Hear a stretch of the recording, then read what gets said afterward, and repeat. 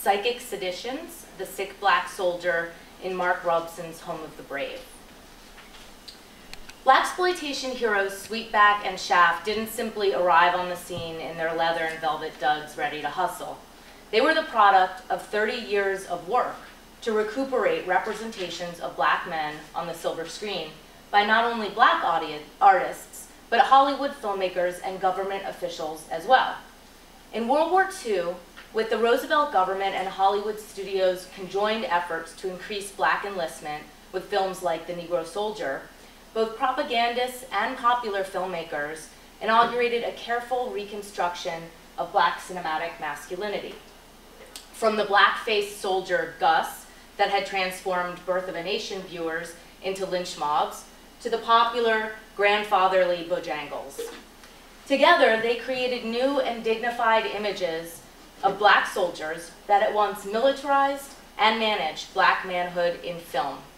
and which would, after the rise and fall of the civil rights movement, explode into the radicalized militants and violent outlaws of blaxploitation. In my broader work, I trace the development of this figure of the black soldier in American cinema from its reconstruction into a dignified, uniformed hero in World War II films through its recuperation and transformation by the end of the Vietnam War. Today, I would like to focus on a transitional figure in this genealogy, the sickly yet sentient black soldier, whose potential to disrupt a slowly and more powerful integrating post-war America is at once portrayed, betrayed, and emasculated by the symbolic resonances of his disease. This soldier, Sergeant Peter Moss, sorry,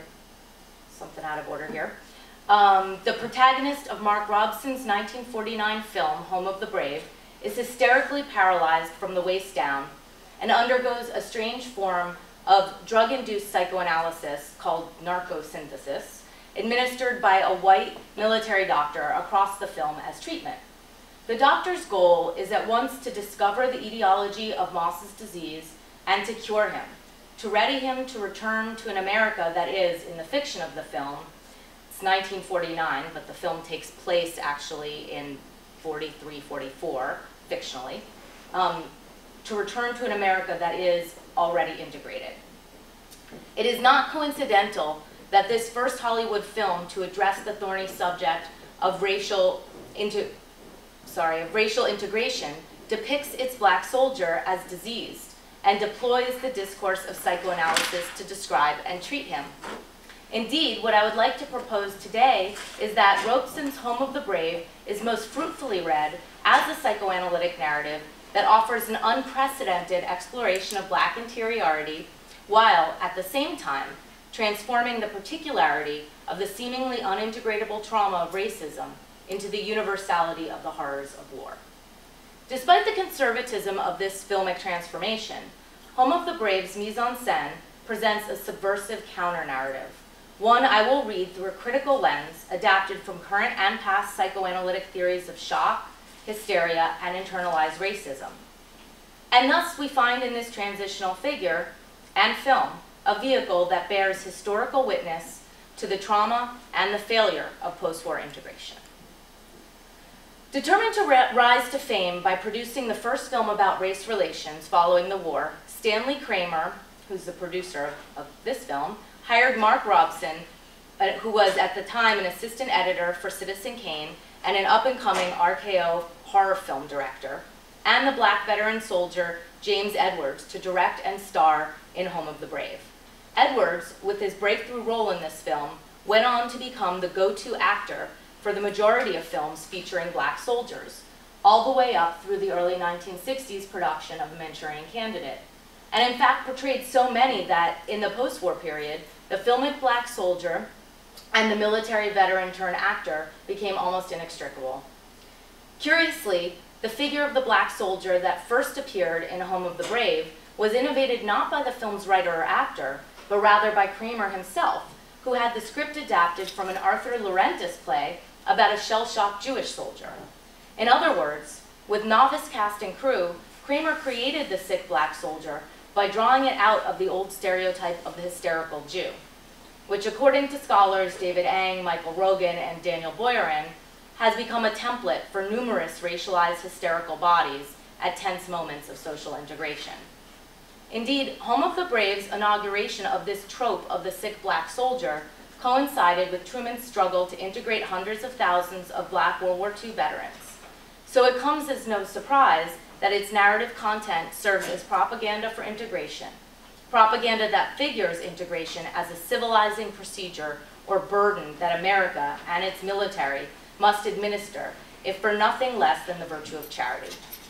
Thus, as black soldiers struggled to reintegrate and were aided in very small part by the federal government, in particular with the 1948 signing of Truman's Executive Order 9981 integrating the armed forces, his proposal of a permanent Fair Employment Practices Commission, anti-lynching legislation, and the abolishment of the poll tax a year earlier in 1948, all of which failed to achieve integration and enfranchisement, particularly in the South, Hollywood's representation of black soldiers changed dramatically. Unlike the dignified but simple soldiers of World War II films, the new soldier of the post-war period, as the vanguard in the U.S. Army's laboratory for integration, at once recalled the failures of America to deliver promised rights to the black soldiers of World War I, such as the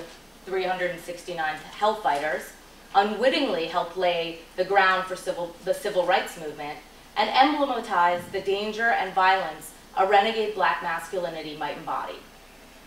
Both representation and symptom of competing cultural agendas in films that are, in Ralph Ellison's review, quote, not about Negroes at all, but rather about what whites think and feel about Negroes, this new black filmic soldier was complex and quite troubled, and most importantly, unable to fully reconcile himself to the late 40s model of integration. 1949 saw a number of box office hits presenting all kinds of troubled African Americans, but it is here in Home of the Brave, as in the other war films like Pork Chop Hill, Bright Victory, Steel Helmet, and The Manchurian Candidate, with their sick and sentient black soldiers, that the stakes of exploring black interiority become most clear. In Home of the Brave, the black soldier's mind, rather than his body, is at stake. What he thinks, how he feels, and what he remembers from the strangely conjoined traumas of war and being black in America become the urgent problems of the narrative, and ultimately take over the mise-en-scène, or visual elements of the film, as well.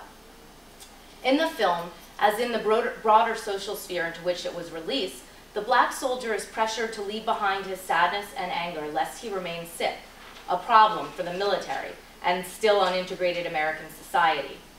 In the words of Home of the Brave's doctor himself, quote, walking won't be enough. You've got to be cured, really cured, or something like this might happen to you again. As these words suggest, the doctor's cure treats the black soldier's illness as an idiosyncratic phenomenon, one with representative stakes, but nonetheless curable through individualized treatment, rather than as stemming from the socio-political problem of racism. Robson's choice to present Home of the Brave's narrative through flashbacks that both foreground Moss's experience and suggest that trapped within the black soldier's consciousness lies the origin of his illness, further emphasizes the singular rather than social nature of the black soldier's disease. Moreover, Robson sets up the doctor, who interrupts and interprets Moss's long series of flashbacks, as the superego of the film, invested with the power to overwrite Moss's own knowledge of his experience. Even as Robson tells Moss's story, his assignment to a white unit for a reconnaissance mission, his reunification with his grade school friend Finch, another soldier in the unit, the racism of the other soldiers, Finch's careless racial slur, and subsequent capture by the Japanese, Moss's horror at the loss of Finch, and his seemingly resultant onset of amnesia and paralysis. Even as Robson tells this story, he consistently gives the doctor the last word, allowing him to explain as war the trauma that Moss insists is racism.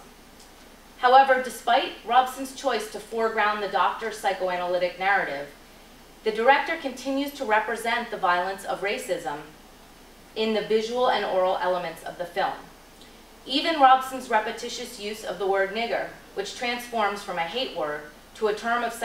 therapeutic treatment by the end of the narrative marks Robson's failure or unwillingness to fully erase the legacy of race in the film.